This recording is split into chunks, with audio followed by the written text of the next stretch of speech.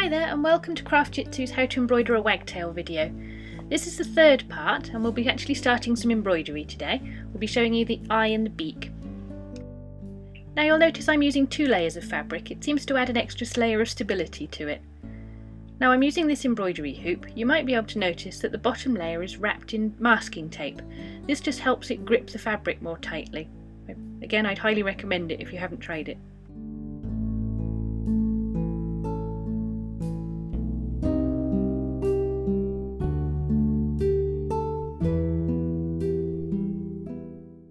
Now tighten up the fabric as much as you can. They often say that you should keep the fabric drum tight, which is why I keep drumming my fingers on it, and you just get a sort of a feel for the sound of it.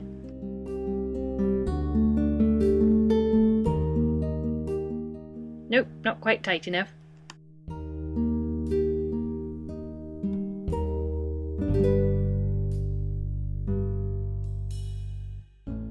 That's looking much better. Now you must also make sure that the fabric on the back is flat, because sometimes that wrinkles and that causes you problems later on too. Now using a mid-grey we're going to start stitching the beak. As you can see, I actually use a knot in the back of my work, and I know that's terrible to some people, but that's just the way I've always done it and it seems to work fine for me. Now because the line where the beak joins the head is very straight, I use a few back stitches. This means that when I then do the top stitches on top, it creates a nice crisp line. So you'll notice I stitch over these as a kind of like a guideline, and they won't be seen in the final embroidery.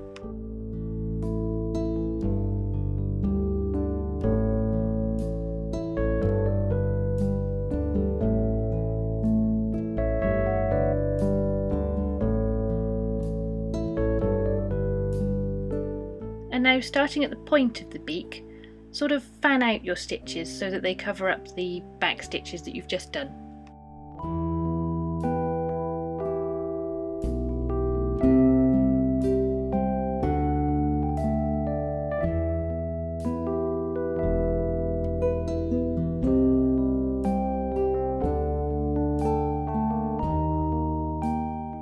Now I'm sorry that these videos are in such short clips, but my laptop is not terribly happy dealing with all of this data, so I'm afraid they're having to be kept very short.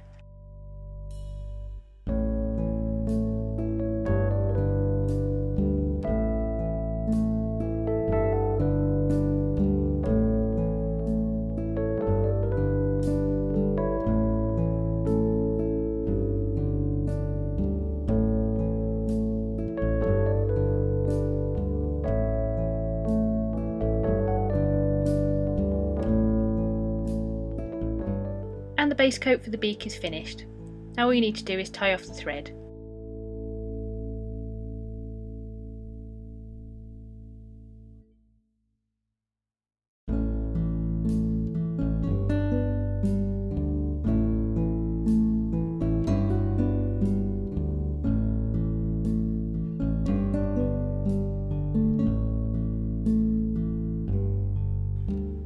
Now we're going to start with the eye in black threads. And because we want a nice crisp shape for the eye, we're going to backstitch all the way around the circle of his eye. When you do these stitches, it's important to be ever so slightly on the inside of the line that you've got drawn, because then when you stitch over the top of them, it'll add a little bit of extra width, and you don't want to have an eye bigger than it's supposed to be.